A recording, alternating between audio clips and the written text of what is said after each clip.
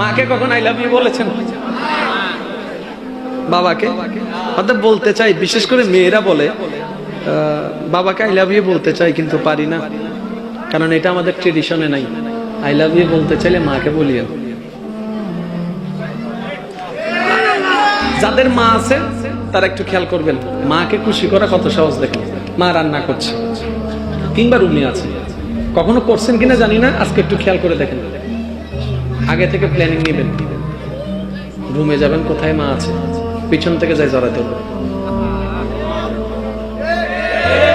কিচ্ছু বলার যায়, শুধু পিছন থেকে যাই মাকে জড়াতে হবে। মা বলবো কিরে, আপনি শুধু এমনি চোখটা বন্ধ করে মার মাথার এদিকে, কাঁধের এদিকে মাথার, কি হয়েছে তোর, কি হয়েছে, কি হয়েছে? কারণ মা কখনো এটা আশা করে নেই, আশার চাইতে বেশি পেয়েছে। আর মারা খুশি হয় সন্তানের মুখের হাসিতে।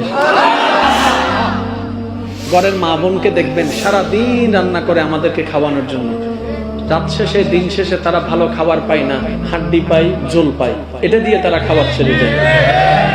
সন্তানের মায়ের সন্তানের আওয়াজ দিয়ে বলেন ঠিক কিনা? মায়ের সন্তানের আওয়াজ দিয়ে বলেন ঠিক কিনা?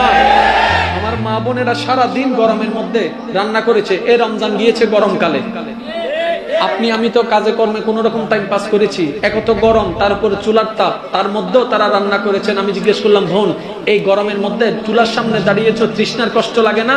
বলে যে লাগে। তারপরেও কেন করছো? বলে যে পরিবারের মুখে একটু খাবার তুলে দেওয়ার জন্য, তারা যেন সারাদিনের এই ক্লান্তিটা ইফতারের মধ্যে এসে ভালো করে খাইতে পারে। সত্যি করে নিজেকে প্রশ্ন করে বলেন তো, এই পরিবারে যারা রান্না করে তাদেরকে কখনো আমরা একবার থ্যাংক ইউ বলেছি? না। মজা হয়েছে এটা বলেছি? যেদিন লবণ হয় নাই, যেদিন লবণ হয় নাই, যেদিন খাবার চুল পড়েছে সেটা বলেছি, কিন্তু কখনো আমরা প্রশংসা করতে। এবার এই বিষয়ে দেখেন, ইসলাম এমন একটা বিষয় যেখানে কোনো ছোট্ট ছোট্ট বিষয়ে বাদ পড়ে।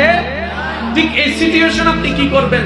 এবার ইসলামকে প্রশ্ন করলেন, ইসলাম বলে এই গুগলের মতো প্রশ্ন করেছেন, গুগল যেমন উত্তর দেয় এটা এমন উত্তর দিচ্ছে। ইসলাম আপনাকে যখন প্রশ্ন করেছেন ইসলামকে, ইসলাম উত্তর দেয় নবীর একটা হাদিস।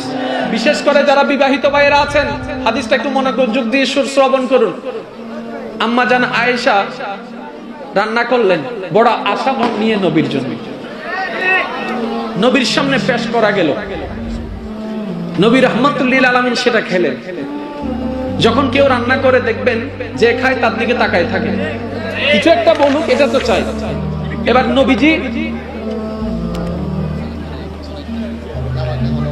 এবার নবীজি রাহমাতুল্লিল আলামিন খাওয়ার জিনিসটা গ্রহণ করে দেখলেন কোন একটা ভেজাল আছে, কিচ্ছু বললেন না। কি বললেন জানেন? আয়েশা তুমি একটু খেয়ে দেখিও। মা আয়েশা সিদ্দিকা এই খাবারটা মুখে দিয়ে নিজে রান্না করা খাবার নিজে ফেলে দিয়েছেন, দুই চোখ থেকে পানি ঝেড়ে দিলেন। ও আম্মা জান আয়েশা কান্না করছেন কেন? বলে যে আমি রান্না করে যে খাবার আমি খেতে পারি নাই, আমার নবী সেই খাবারটা কেমনে খাইলো, কেমনে খাইলো, কেমনে খাইলো নবী রাহমাতুল্লিল আলামিন এই খাবার? কোনো রাগ নাই চেহারায়, কোনো বিরক্তি নাই। নবী করে নাই কেন? খাবার মুখ থেকে ফেলে দেয় নাই কেন? বলে যে আমি আয়েশা কষ্ট পাবো বলে নবী সেটা চুপ করে খেয়ে ফেলেন। এই মাসালাগুলো মনে রাখবেন ভাইয়েরা। মনে করেন কোথাও গিয়েছেন, খাবারের মধ্যে চুল পেয়েছেন, কাউকে কিচ্ছু বুঝতে দিবেন না, চুলটা নিয়ে সরাই রেখে দিবেন। জোরে বলেন না। কারণ যিনি রান্না করেছেন উনি ইচ্ছা করে চুল দেয় নাই। এতটুকু কি কারো কোনো দ্বিমত আছে ভাইয়েরা?